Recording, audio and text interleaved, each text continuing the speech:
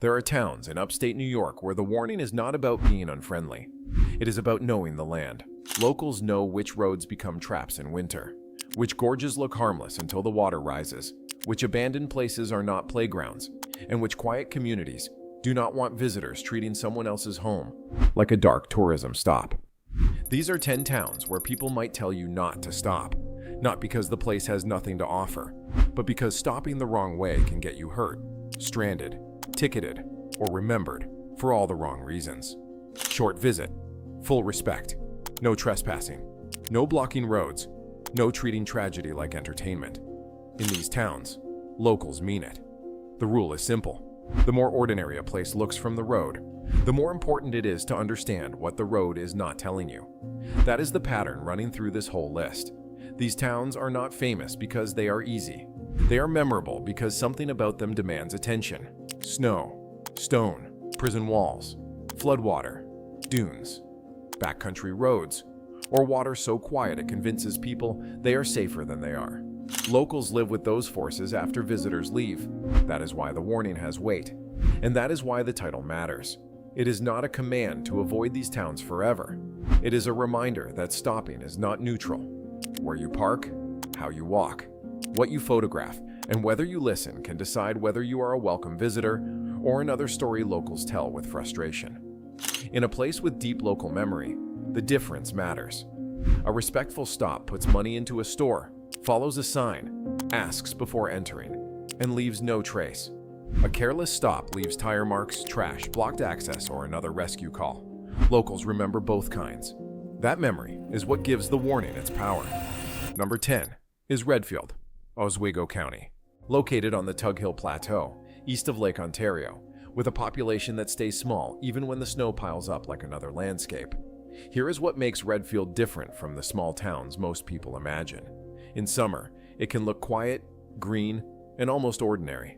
A few roads, a few homes, woods, fields, camps, and the wide sky of the Tug Hill region. But winter changes the meaning of the entire town. Lake effect snow comes off Lake Ontario, climbs the plateau, and turns Redfield into one of the snowiest places in New York. This is not charming postcard snow.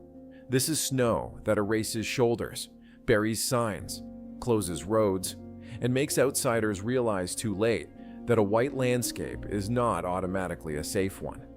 Locals know the rhythm. They know which roads drift shut first. They know when a snowmobile route is active, and when a road that looks passable is only pretending. They know that stopping in the wrong place during a storm can block plows, trap another driver, or leave you standing beside your car in wind that makes every decision feel urgent. That is why the warning matters. Do not stop here does not mean do not visit Redfield. It means do not treat Tug Hill weather like a scenic inconvenience. The town's identity is tied to snow because snow creates both hardship and economy. Snowmobilers come for the same conditions that make ordinary travel difficult.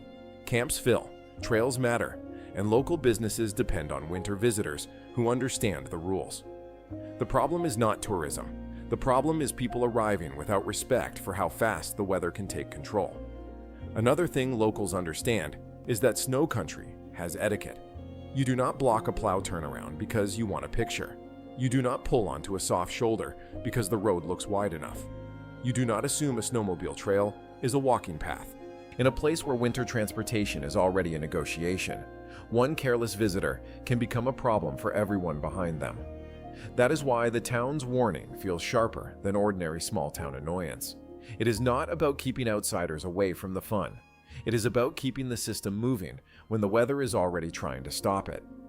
There is also a practical lesson hidden in Redfield. Remote snow towns depend on cooperation. A visitor who parks correctly, buys gas locally, checks trail rules, and listens to weather warnings becomes part of the system for a day. A visitor who treats the storm like entertainment becomes another burden on the people already keeping roads, trails, and homes functioning. The trade-off is that Redfield's beauty is strongest when it is least forgiving. The same snow that makes the place famous can isolate it. The same quiet that attracts visitors can become silence when the road behind you disappears. Locals are not being dramatic when they tell outsiders to keep moving, check conditions, and stay out of the way of plows. They are describing survival habits learned over generations. A tiny Tug Hill town where winter is not scenery, it is infrastructure, economy, danger, and identity. Locals love the snow because it makes the place what it is. They tell you not to stop because the plateau does not care whether you came for a photo. The warning is not theatrical. It is the voice of a town that has seen too many people confuse a beautiful storm with a harmless one. Number 9 is Naples, Ontario County, located in the Finger Lakes region, south of Canandaigua Lake, known for grapes, hills, and Grimes Glen. Here is the thing about Naples. It looks like the kind of village where you should absolutely stop, and in the right way, you should.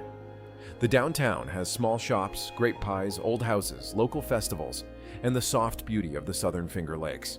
But the place that makes locals cautious is Grimes Glen, a gorge hidden behind the village where waterfalls pull visitors deeper into the creek bed. That is where the warning begins. Grimes Glen is beautiful in a way that encourages bad decisions. The trail starts gently enough, and then the gorge narrows. The creek becomes the path. Your shoes get wet. The rock is slick. The walls rise.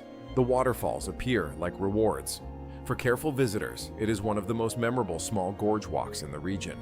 For careless visitors, it becomes a place where one wrong step can turn a relaxing afternoon into an emergency call. Locals have watched the pattern. People arrive thinking it is a simple waterfall stop. They park badly, underestimate the creek, climb where they should not, bring the wrong footwear, or treat private nearby roads like overflow lots. The gorge is not huge, but that almost makes it more dangerous. Big wilderness announces itself. Grimes Glen feels approachable, so visitors lower their guard. There is deeper history here too. The glen is known not only for waterfalls, but also for fossil history, including the discovery of the famous Naples Devonian tree in the 19th century. That means this little ravine is not just a swimming backdrop. It is a place where geology, local memory, water, and fragile access all meet in one narrow corridor. Locals understand that more than most visitors. That does not mean Naples wants to be hidden. The village has always had a public face, from grape culture to small shops, to the kind of Finger Lakes weekends that keep local businesses alive. The issue is that a small place cannot expand instantly just because the internet has discovered one gorge. Parking, bathrooms, trail wear, trash, and rescue access all become local problems long after the visitors have posted their clips and gone home. In Naples, stopping respectfully means understanding the difference between supporting a village and overwhelming it. There is also a reason locals speak carefully about directions. Once a gorge becomes an internet destination, people stop arriving like hikers and start arriving like consumers. They expect instant access, perfect conditions, and no consequences. Naples cannot control the creek, the rock, or the weather. It can only ask visitors to remember that small places do not have unlimited capacity. The trade-off is popularity. Naples benefits from visitors, especially during festival season and lake country travel. But a village can only absorb so much careless attention. When people stop like guests, the town welcomes them. When people stop like the place exists only for their weekend, patience disappears quickly. A beautiful Finger Lakes village with a hidden gorge that rewards respect and punishes arrogance. Locals will tell you to visit Naples properly. But if you plan to stop in the wrong place, climb the wrong rock, or turn the creek into your personal playground, they mean it when they say, keep going. Naples is not trying to hide its beauty. It is trying to keep that beauty from being treated like something disposable. Number 8 is Dannemora, Clinton County. Located west of Plattsburgh in the northern Adirondack foothills, known nationally for Clinton Correctional Facility. Here is what outsiders get wrong about Dannemora. They hear the prison name, remember the 2015 escape, and think the village is a place to stare at. Locals understand it differently. Dannemora is not a movie set. It is a working community built around one of the largest and most historically significant prisons in New York State. The prison walls are part of daily life. The sirens, shift changes, families, officers, history, and reputation all belong to people who actually live there. Clinton Correctional Facility opened in the 19th century and became deeply tied to the village. Its cold northern location and isolation gave it a reputation that was severe even by prison standards. The facility has housed dangerous men, operated within enormous stone walls, and shaped the economic identity of the surrounding area for generations. When the 2015 escape happened, the world looked at Dannemora like a thriller.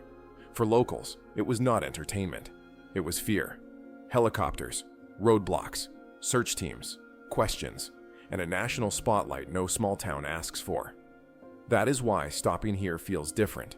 You can drive through. You can notice the architecture. You can understand that the prison is historically important. But if you stop to gawk, take disrespectful photos, bother residents, or treat the village as a crime tourism attraction, locals will not find it charming. They have already lived through enough outside curiosity. Dannemora also carries a complicated kind of pride. Prison towns are often misunderstood because the work inside the walls is difficult and invisible. Families depend on those jobs. Communities grow around them. The place becomes known for incarceration, but the people who live there still have schools, churches, porches, snowstorms, funerals, little league games, and ordinary days. Reducing the town to one sensational story is exactly what locals resent. There is also a moral difference between history and spectacle. A person can study the prison, the architecture, the labor history, and the escape without standing on a sidewalk trying to turn local trauma into content. That distinction matters in small towns because residents do not have the anonymity of a big city. When the outside world arrives with cameras, the people being watched are not actors in a documentary. They are neighbors getting groceries, children going to school, and families trying to live ordinary lives beside extraordinary walls. The trade-off is that Dannemora's identity cannot be separated from the prison, even when residents might wish outsiders saw more. The facility is too large, too old, and too central to ignore.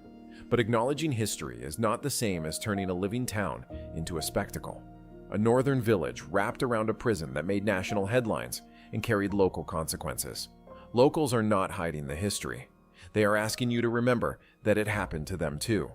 Do not stop here like it is a crime scene attraction. Dannemora means it. The prison may dominate the view, but it does not give visitors permission to forget the village around it. Number 7 is Newcomb, Essex County. Located deep in the central Adirondacks, near the old Tahawoos mining area and the Upper Works trailhead. Newcomb is the kind of town where distance changes personality. On a map, it looks like a quiet Adirondack community surrounded by forest. In real life, it feels like a gateway to places that do not forgive confusion. North of town, the old Tahawoos story sits in the woods. Mining ruins, moved buildings, abandoned industrial memory, and roads leading towards some of the most serious backcountry in the High Peaks region. This is where locals start warning you before the landscape does. The history is strange enough to sound invented. Tahawoos was a company mining community connected to iron and later titanium. In the 1960s, much of the village was moved toward Newcomb when the mining company needed the land for a new deposit. Think about that for a second. An entire community was physically relocated because the ore beneath it mattered more than the buildings above it. What remains in and around the area is not a casual roadside ruin. It is industrial history embedded in wilderness. Visitors come because abandoned places are magnetic. They see ghost town articles, old photos, and hiking directions. But locals know that curiosity becomes a problem when people trespass, drive beyond their ability, underestimate cell service, or wander into old mine areas as if every forgotten structure is safe. The Adirondacks have a way of making people feel adventurous right before they get lost. Newcomb itself is beautiful and quiet, with access to lakes, trails, and some of the darkest, least crowded corners of the park. But that is precisely why visitors need humility. Services are limited. Weather changes quickly. Trailheads fill. Roads stretch longer than expected. If you stop here without food, fuel, proper clothing, and a plan, the town may look peaceful while your day is already turning complicated. Upper Works also changes the way Newcomb feels. It is not just a historic curiosity. It is a serious trailhead area connected to major Adirondack routes, where hikers can begin days that turn difficult quickly. People who arrive too late, underestimate distance, or treat old roads like casual sightseeing loops are not just taking personal risks. They may create work for rangers, volunteers, and local emergency responders. Add black flies, mud season, sudden storms, and long gaps between services, and the quiet on the map starts to look very different. The trade-off is that Newcomb depends on people appreciating its wilderness identity. Outdoor visitors matter. History lovers matter. But the difference between visitor and nuisance is respect for boundaries. Locals are not trying to keep you from history. They are trying to keep you from treating dangerous, fragile, or private spaces like props. A small Adirondack town beside relocated mining history and deep backcountry access. Newcomb does not say do not come. It says do not arrive empty-headed. Do not trespass. Do not assume the woods will correct your mistakes gently. Here, the warning is practical. Number 6 is Forestport, Oneida County. Located at the southwestern edge of the Adirondack Park, near the routes that lead into the Moose River Plains. Forestport looks like a gateway town, and that is exactly the problem. Gateways make people feel as if the difficult part is still ahead. But in places like Forestport, the edge is already real. You are moving from the settled Mohawk Valley and North Country road network into a landscape where seasonal routes, dirt roads, camps, waterways, and forest roads start to matter. Locals know that people often stop here thinking they are still in ordinary rural New York. They are not. The Moose River Plains area beyond the region is one of the great wild road systems of the Adirondacks, with miles of seasonal access, primitive camping, lakes, ponds, hunting routes, paddling spots, and deep forest. It is beautiful, but it is not a theme park. Roads can be rough, gates can be closed, phones may be useless. Weather can make a passable road feel completely different by the afternoon. If you stop in the wrong turnout, block a gate, leave trash at a campsite, or assume every road continues forever, locals and rangers will not be impressed. Forestport's history is tied to water, timber, rail, and Adirondack access. It has always been a threshold rather than a polished destination. That gives it a particular atmosphere. You feel movement through it. Hunters heading in, campers heading out. Trucks, boats, snowmobiles, and people who know exactly where they are going. Outsiders who do not know where they are going stand out immediately. The phrase locals mean it has special force here because Forestport sits at a threshold between convenience and consequence. Someone can buy fuel or supplies in a settled place, and within a short time, be on roads where help is not immediate. That transition tricks people. The Adirondack edge does not always announce itself with a dramatic mountain wall. Sometimes it arrives as a gravel road, a closed gate, a flooded low spot, or a campsite that looks empty because the last person left it worse than they found it. The trade-off is that the town's value depends on people passing through, but passing through badly damages the relationship. Local roads are not unlimited parking lots. Private camps are not scenic pull-offs. Trail access is not permission to behave as if nobody maintains the place. The Adirondack edge works only when visitors understand that someone else lives with the consequences after they leave. That is why the warning here feels blunt. If you know what you are doing, Forestport can be a doorway to extraordinary quiet. If you do not, it becomes the place where your bad plan first shows itself. Locals mean keep moving if you are unprepared, or stop correctly if you are not. There is a difference, and the town knows it. Number 5 is Gowanda, Cattaraugus, and Erie counties. Located south of Buffalo, near Cattaraugus Creek and the approaches to Zoar Valley. Gowanda is one of those western New York villages where the warning is written into the landscape. The town itself is real, friendly, and visitable, with small businesses, old buildings, and a creek valley setting. But nearby Zoar Valley has given the region a reputation that locals take seriously. Deep cliffs, swift water, loose rock, restricted areas, and rescues have turned this beautiful place into one of the most misunderstood outdoor destinations in the state. Zoar Valley looks inviting in photos.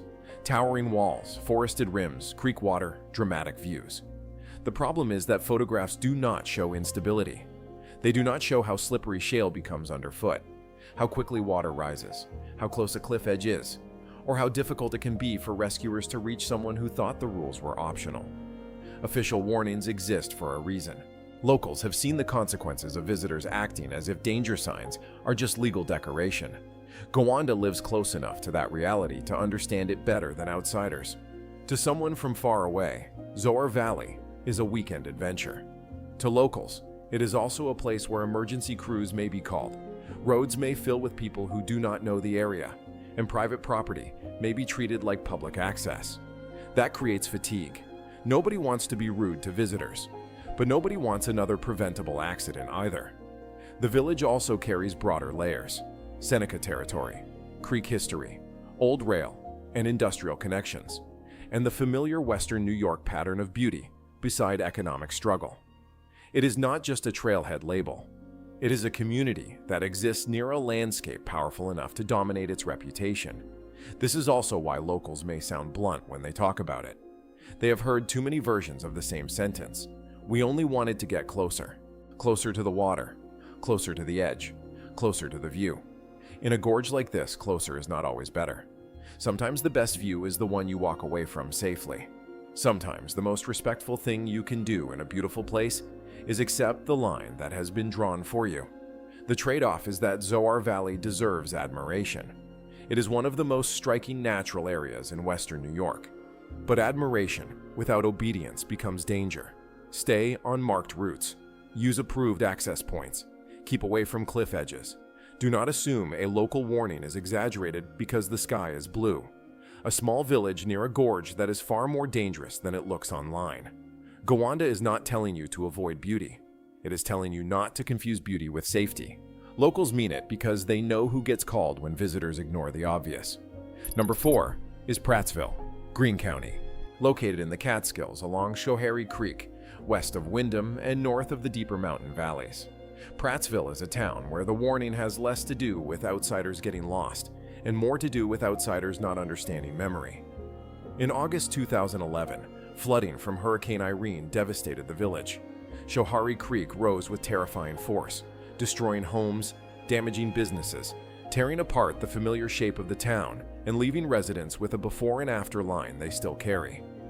To visitors driving through today, Prattsville may look like a quiet Catskills community. Locals know what the water did. That changes the meaning of stopping. You can stop for food, gas, history, or a respectful walk through town. But do not stop as a disaster tourist. Do not point cameras at scars as if they exist for your curiosity. Do not treat flood stories like local color. For the people who stayed, rebuilt, argued with insurance, cleaned mud out of rooms, watched neighbors leave, and kept the village alive, the flood is not a dramatic chapter in someone else's travel content. It is personal history. Prattsville also has an older identity connected to Zadok Pratt, tanning, Catskills industry, and 19th century ambition. The town was once shaped by hemlock bark, leather production, and a kind of industrial confidence that feels almost impossible when you stand in the modern village and see how quiet it is. That older past matters, but Irene reshaped the emotional map. The Catskills make towns like Prattsville vulnerable because beauty and danger come from the same geography. The mountains collect rain, creeks rise fast, narrow valleys give water nowhere gentle to go.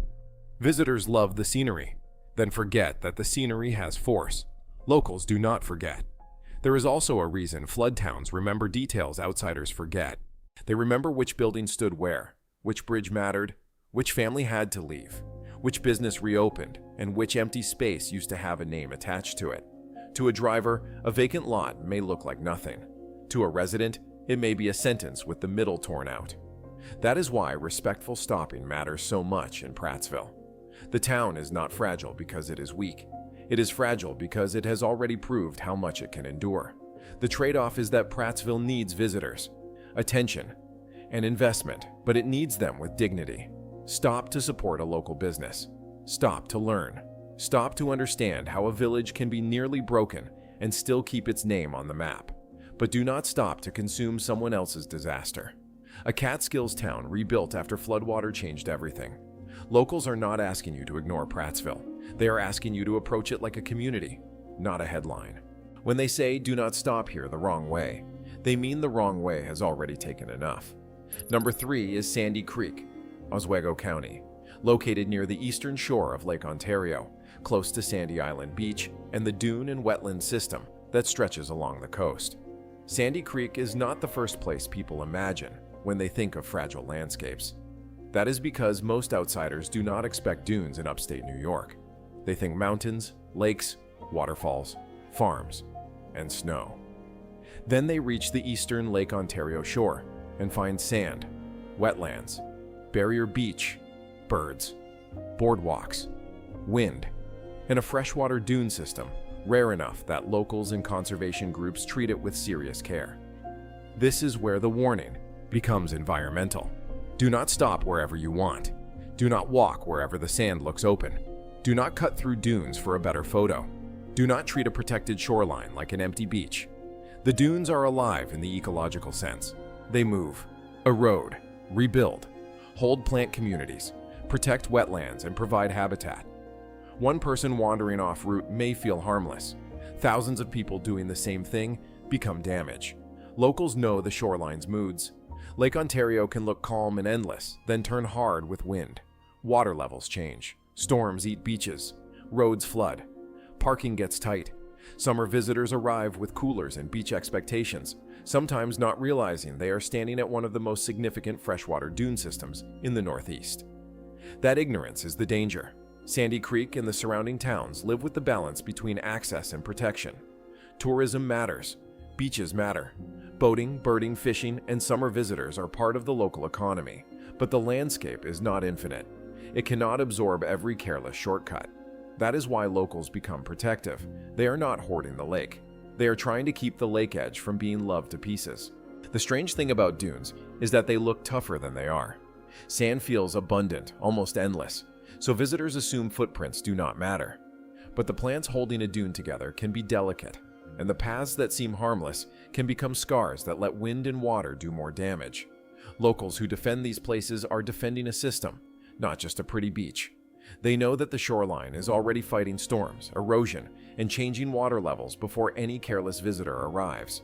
The same is true of access roads and beach communities nearby. In summer, one badly placed vehicle can block residents, emergency access, or maintenance crews. People often think a beach town should be relaxed about everything, but fragile shorelines require more discipline, not less.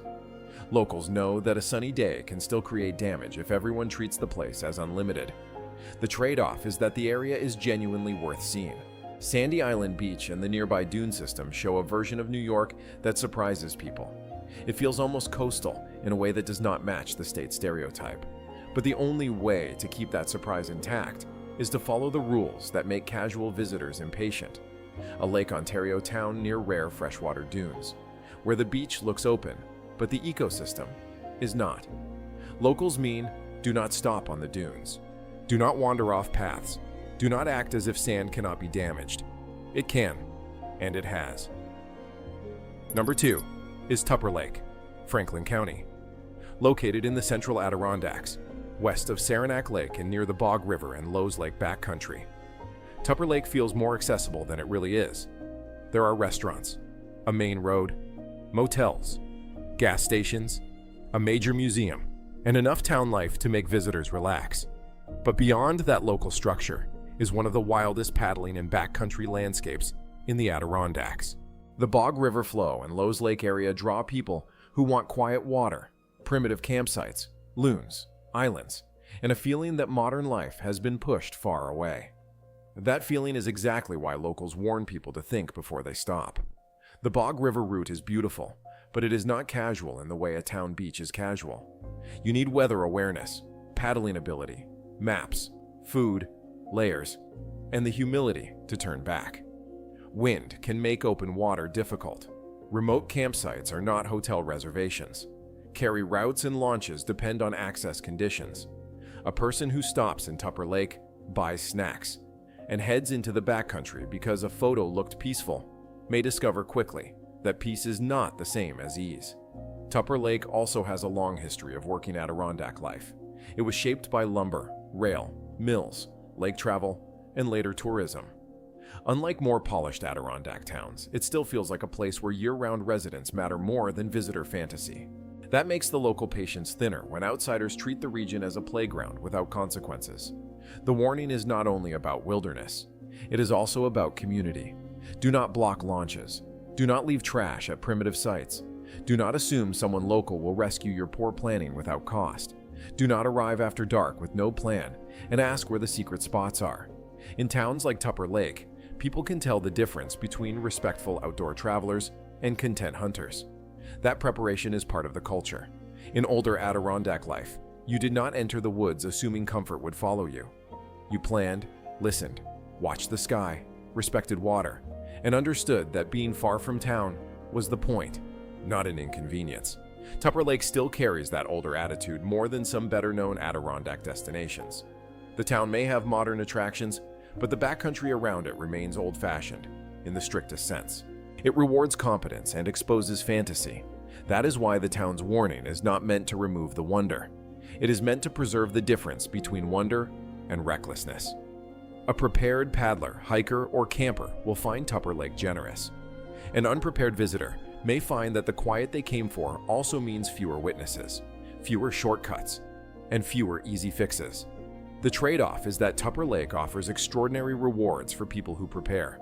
Dark skies, quiet water, forest, paddling routes, and a town that still feels connected to the rougher Adirondacks. It is not trying to scare you away. It is trying to make sure you understand what kind of place begins once the pavement stops. A central Adirondack town where the comfortable main road hides remote water beyond it. Locals mean, do not stop here casually if your real plan is to disappear into the backcountry unprepared. Tupper Lake will give you silence, but it will not do your thinking for you. Number 1 is Indian Lake, Hamilton County. Located in the central Adirondacks, in one of the least populated counties in New York State. Indian Lake earns the top spot because the warning here applies to almost everything. Do not stop in the road for wildlife. Do not park where plows need to work. Do not enter the backcountry without a plan. Do not assume there will be cell service. Do not think a small town means small consequences.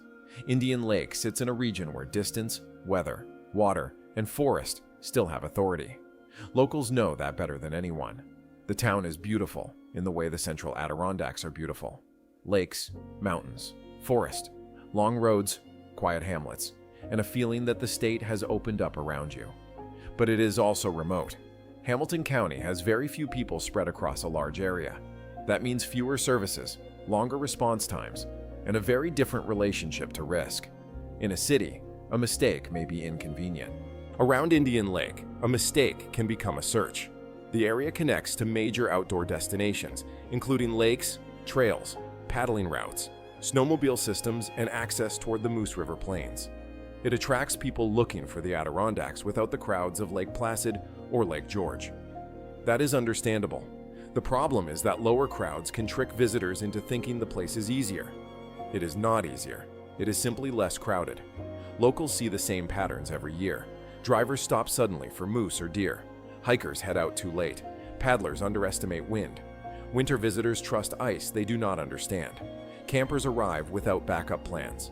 People ask for directions to places they saw online but cannot pronounce. None of this makes locals hate visitors.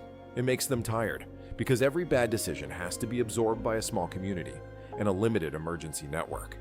Indian Lake also represents something larger about upstate New York. Not all of the state is accessible on demand. Some places still require preparation, patience, and respect for local knowledge. You cannot algorithm your way through them. A map can show the road, but it cannot show how that road feels in freezing rain at night, with no service and a quarter tank of gas. That is why Indian Lake feels like the final entry on this list. It combines almost every warning from the others: winter, distance, wildlife, water, backcountry, small emergency capacity, and local patience that depends on visitors behaving like adults. The town is not trying to scare people away from the Adirondacks. It is trying to teach them that remoteness is not a decorative feature. It is a condition. You either respect it before you arrive, or it teaches you after you make a mistake. Indian Lake also teaches something that applies to every town before it. Local warnings are not always written on signs. Sometimes they are passed in a gas station comment, a raised eyebrow, a store clerk telling you the road is worse than it looks, or a resident asking where exactly you think you are going. Listening in those moments is part of visiting well. The trade-off is that Indian Lake is one of the most rewarding towns in the Adirondacks if you arrive correctly. It offers quiet that feels earned, water that reflects the sky without interruption, and access to a deeper version of the park. But the same qualities that make it special make it unforgiving. A central Adirondack town where locals do not say, "Do not stop," because they dislike outsiders. They say it because they understand what happens when outsiders stop without thinking. Indian Lake is not a backdrop. It is a place where the land still has the final word. That is why the top spot belongs here. Every road feels calm until you realize how far you are from an easy solution. The best visitors understand that local warnings are a form of hospitality. They are not always soft, and they are not always delivered with a smile, but they often come from experience. A person who knows a road, a creek, a trail, or a winter storm is giving you information that no app can fully translate. So there you have it.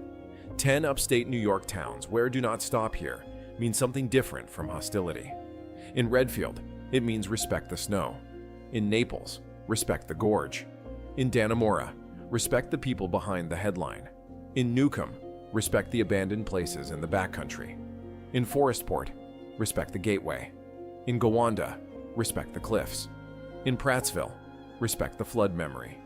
In Sandy Creek, respect the dunes. In Tupper Lake and Indian Lake, respect distance itself. That is the real lesson. Locals are not trying to keep every beautiful or strange place away from you. They are trying to keep you from ruining it, misunderstanding it, or getting hurt by it. If you made it this far, subscribe for more stories about the places most people drive past without understanding. And the next time a local tells you not to stop somewhere, consider that they may not be pushing you away. They may be giving you the best advice you will get all day.